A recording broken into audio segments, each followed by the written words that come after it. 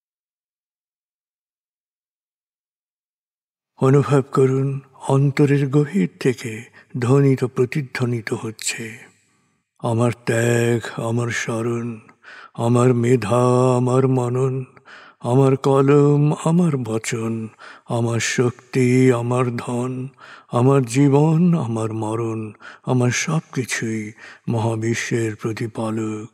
হে আল্লাহ, তোমায় করছি সমর্পণ।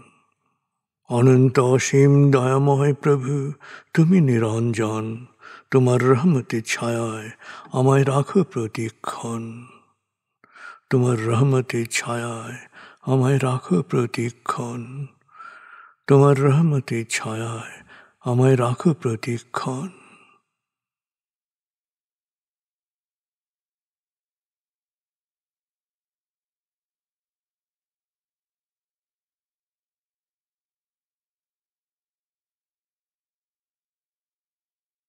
নিজের সব কিছু স্রষ্টায় সমর্পিত করতে পারায় গভীর আনন্দ অনুভব করুন। আর যুগে যুগে কালে কালে সকল জনপদে যারা সত্যের বাণী, সমর্পণের বাণী প্রচার করেছেন, সকল আসক্তি, অবিদ্যা, জাহেলিয়ত, শোষণ ও বঞ্চনা থেকে মানুষকে মুক্ত করার জন্যে অক্লান্ত পরিশ্রম করেছেন, আত্মত্যাগ করেছেন, তাদের প্রতি গভীর কৃতজ্ঞতা প্রকাশ করুন। সকল নবী রসুল, বাণীবাহক, বিশেষভাবে প্রিয় নবী হযরত মুহাম্মদ সাল্লাল্লাহু আলাইহি ওয়াসাল্লামের প্রতি গভীর গভীর কৃতজ্ঞতা প্রকাশ করুন।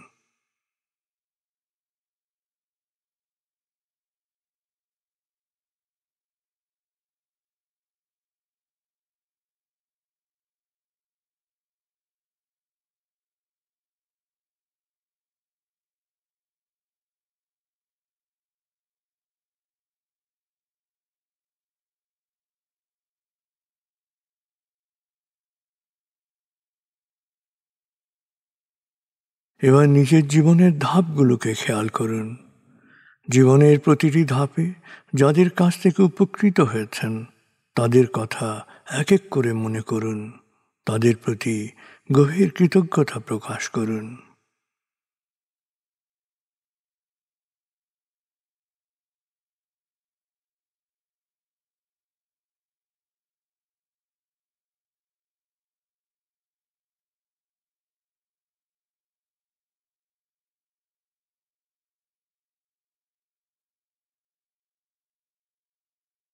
মা, বাবা, অভিভাবক যাদের কাছে আপনি লালিত হয়েছেন তাদের সাথে গভীর একাত্মতা, গভীর সমমর্মিতা অনুভব করুন।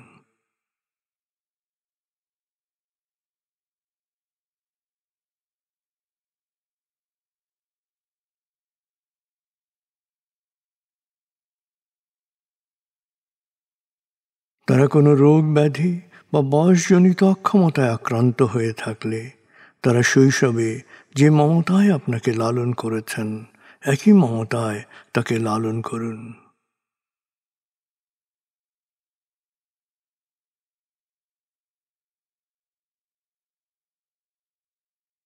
তাদেরকেও পৃথিবী ছেড়ে চলে গিয়ে থাকলে তাকে গভীরভাবে অনুভব করুন, তার মাগফিরাত বা অনন্ত প্রশান্তির জন্য দোয়া করুন।